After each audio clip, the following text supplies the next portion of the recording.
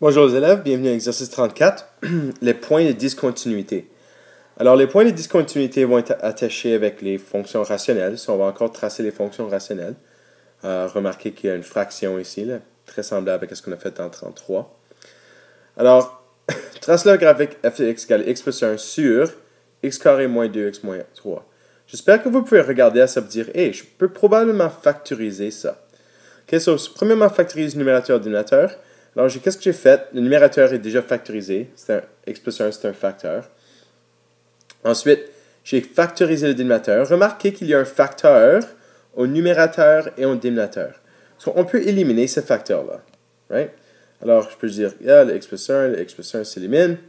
Qu'est-ce qu'il nous reste? Il nous reste 1 sur x moins 3. Well, ceci est vrai, sauf que si je regarde à la première question, je ne peux pas mettre x égale à moins 1. Si je mets x égale à moins 1 là-dedans, ça va me donner 0 là. Puis 0 fois x moins 3, c'est 0. Donc, je diviserai par 0. Alors, tu ne peux pas éliminer le fait que dans la question originale, la valeur de x égale à moins 1 ne peut pas être rentrée. Alors, je vais vraiment juste tracer ce graphique-là, mais à x égale à moins 1, il va y avoir un point de discontinuité. OK? Alors, le graphique sera identique au graphique 1 sur x moins 3, sauf qu'il y aura un point de discontinuité quand x égale à moins 1. OK, alors traçons ce graphique. Alors, il va y avoir un asymptote à x égale à 3. Right? X égale à 3 parce que quand tu mets x égale à 3, tu divises par 0. OK? Ensuite, tu vas avoir un asymptote horizontal à y égale 0. Et le graphique de chaque côté, encore, regardez le numéro ici, ça va vous donner l'information que vous avez besoin. Ça va être chaque côté, ça va être 1. Alors, vous avez vraiment ce graphique ici. OK, si vous avez ça et ça. OK? Sauf que quand x égale à moins 1, alors je vais juste effacer ça. Quand x égale à moins 1, on a un point de discontinuité. Sur la façon qu'on rentre ça, c'est que je vais remplacer ça par un trou. Okay? Je mets un petit point ouvert là. Encore, ce point-là représente la valeur du graphique quand x égale à moins 1. Si tu veux trouver les coordonnées de ce point-là, il faut juste rentrer la valeur de x égale à moins 1 dans l'équation. Right? Si je rentrais x égale à moins 1 là-dedans, quand x égale à moins 1, je vais avoir le point y égale 1 sur, moins 1 sur 4. Okay? Ça, ce serait les coordonnées. Right? Ça, ce serait les coordonnées de ce point. OK? OK. Alors, un point de discontinuité, un point où le graphique n'est pas continu. Qui veut dire que le point ouvert, là, le trou que j'ai fait dans l'autre question, ça représente une valeur que le graphique ne va pas avoir. OK? Alors, on représente ce point par un point vide. Comme je l'ai appelé déjà, c'est un trou. OK, trace les graphiques suivants. Alors, ici, remarquez qu'on peut premièrement juste factoriser le numérateur. J'ai x moins 2, x plus 3, divisé par x moins 2. Et encore, vous pouvez remarquer qu'il y a le facteur de x moins 2 que je peux éliminer. Et le graphique final de ça, c'est une ligne. Ça, c'est une droite y égale à x plus 3. Mais n'oubliez pas d'ajouter que x ne peut pas être égal au 0 du facteur que je viens d'éliminer, right? Puis le 0, c'est 2. Alors, x ne peut pas être égal à 2. Alors, quand je trace ce graphique, c'est simplement y égale à x plus 3. OK, y égale à x plus 3. Est-ce que je fais ça que j'ai bien factorisé ça? J'ai fait une faute dans la factorisation. Je m'excuse. Je ne vais pas effacer tout ça. Tu sais quoi? Je vais juste changer ça à ça. Je m'excuse. Ça, c'est moins 3. Ça, c'est moins 3.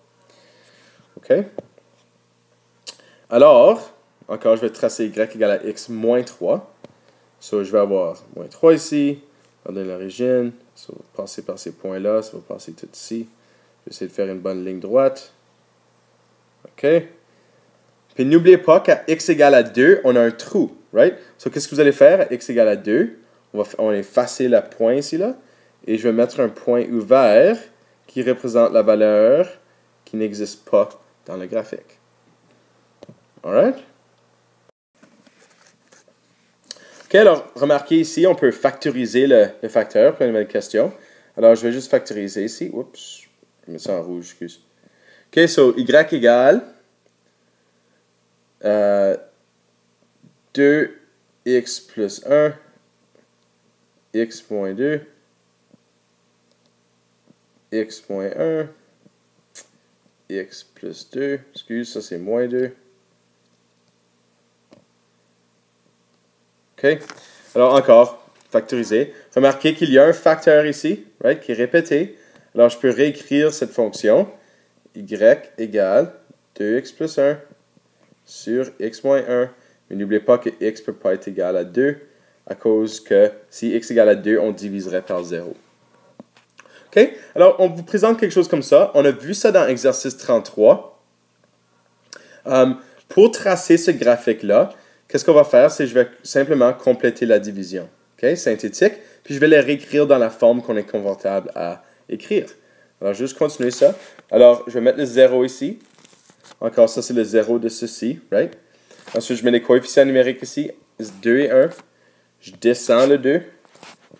Je fais 1 fois 2 qui nous donne 2. Et ça, c'est 3. Alors, notre graphique va être y égale 3 sur x moins 1 plus 2. Encore, j'ai juste écrit l'ordre inverse, right? J'ai commencé avec ça, puis ensuite j'ai fait ça. Mais n'oubliez pas, il ne faut pas oublier cette partie ici de l'équation, c'est que x ne peut pas être égal à 2. OK? So, voici votre graphique. Je descends ici. Je vais garder l'équation dans ma vue. Alors, il va y avoir un asymptote vertical à x égale à 1. Right? So, x égale à 1. Excuse, à x égale à 1. Oups. Asymptote. Excuse, ça va être une asymptote là. Une pointillée. OK, il va y avoir un asymptote horizontal à y égale à 2. Ça vient de ça, right? OK? Et on peut tracer le graphique avec ça, right? So, n'oubliez pas que le 3 ici, ça va déterminer la distance du point où les asymptotes se croisent.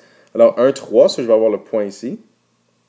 Et le point 0, moins 1, ça va être le prochain point. OK? Et ensuite, on a le graphique. Alors, vous avez le graphique ici, qui croise là, croise ça, continue comme ça. OK? Notez que il devrait avoir un 0 ici quand x égale à 2. Alors, je vais essayer d'effacer, ça ne va pas fonctionner, je pense. Non. Alors, qu'est-ce qu'il devrait avoir, puis je ne l'ai pas bien dessiné, parce que j'aurais dû commencer avec ça peut-être. Il devrait avoir un trou ici. OK? Alors, il ne devrait pas avoir un point solide. Je ne peux pas effacer, je m'excuse avec mon programme. Mais voici qu'est-ce que le graphique devrait avoir de l'air. OK? Je pense que c'est tout ce que je vais dire là, pour maintenant au moins. Alors, notez bien une autre équation pour ce même graphique serait, qu'est-ce que j'ai écrit ici. Je pense que si vous arrivez à cette équation-là chaque fois, je pense que c'est probablement la meilleure étape à suivre. OK? OK, comme dernier exemple, je veux trouver le graphique. Alors, encore un petit peu différent que les autres, mais semblable comme les autres en même temps. Alors, j'ai x carré, je factorise le dénominateur. Remarquez qu'il y a un facteur de x au dénominateur qui est commun. So, j'ai x moins 4 ici. OK? Alors, remarquez qu'il y a un facteur de x que je peux éliminer sur le x ici, puis je peux éliminer un des x là, qui veut dire que f de x va être égal, f de x va être égal à x sur x moins 4. OK? Alors, et je ne peux pas oublier ma valeur non permise, right? X ne peut pas être égal. Alors, c'est quoi le 0 de ceci? Well, c'est x égale 0. So, il va avoir une valeur non permise à x égale 0. Alright, so, comme les dernières fois, qu'est-ce que j'ai fait? J'ai complété la division synthétique. Right? Alors, le 0 est 4. J'ai x1. Puis la constante du x ici, right? Ça, c'est le x1x, c'est plus 0. Alors, je vais juste mettre un 0 ici. Alors, quand je descends le 1, je multiplie 1 fois 4, et le restant sera 4. Donc, f de x va être égal à 4 sur x moins 4 plus 1. N'oubliez pas que x ne peut pas être égal à 0. Et ça, c'est le graphique que vous pouvez tracer. So, l'asymptote horizontale va être à y égale à 1. Ça se vient de ça, right? Y égale à 1. Je vais avoir une asymptote verticale à x égale à 4. X égale à 4. OK, ça on est pas mal loin. Encore, le 4 ici te donne où est-ce que tu vas placer les deux points de chaque côté. Alors, tu vas avoir plus 4 et moins 4 de l'autre côté. Right? So, 1, 4, moins 1, 4. Ça vient de ça. Et, n'oubliez pas que x ne peut pas être égal à 0. OK? X ne peut pas être égal à 0. So, trouvons la valeur de notre fonction quand x égale 0. Je pense que ce serait important de placer le point de discontinuité, parce que ça, c'est un point qu'on aimerait être exact avec. OK? So, si x égale à 0, je vais juste rentrer f de x égale 0. Je vais avoir 4 sur moins 4 plus 1. J'ai f de 0 égale à 0. Puisque moins 4, 0 divisé par moins 4, c'est... Excuse, 4 divisé par moins 4, c'est moins 1. Moins 1 plus 1, c'est 0. Alors, j'ai 0 ici. Alors, il devrait avoir un point de discontinuité juste là. C'est un point qui n'existe pas. Je sais que mon cercle est vraiment gros là, mais je pense que c'est juste en train de démontrer que cette valeur-là est non permise. Et je vais tracer le graphique. Je m'excuse, j'ai été dans le chemin un petit peu ici là. Vous allez avoir cette parabole là. Vous allez avoir cette parabole ici. Remarquez que je n'ai pas été à travers du point. J'ai laissé un point vert. Et voici votre graphique. OK, maintenant, je demande pour trouver le domaine et l'image. OK? Bon, je vais l'écrire de deux différentes façons. Je vais vous montrer la façon que je préfère dans une seconde. Mais la notation intervalle. So, regardez pour le domaine. C'est quoi les valeurs non permises de x? OK? Well, remarquez qu'il n'y a pas de valeur à x égale à 0, parce que c'est une valeur non permise dans la question originale. Il n'y a pas de valeur à x égale à 4. Alors, si j'écrivais ça en notation intervalle, j'aurais de moins infini jusqu'à 0. Je n'inclus pas 0.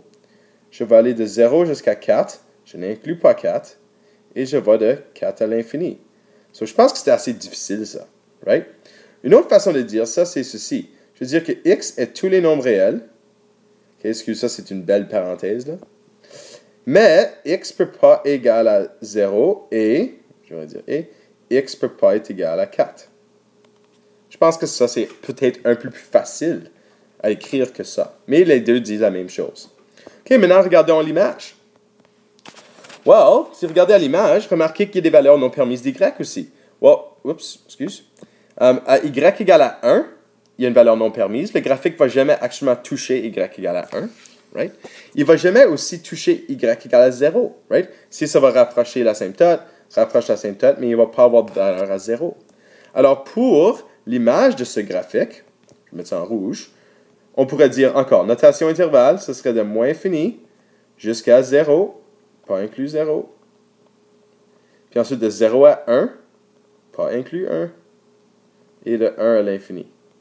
Okay? Encore, je pense que cette notation est un peu meilleure si on le fait x est tous les nombres réels, ça veut dire, y est tous les nombres réels, sauf que y ne va pas être égal à 0 et y ne va pas être égal à 1.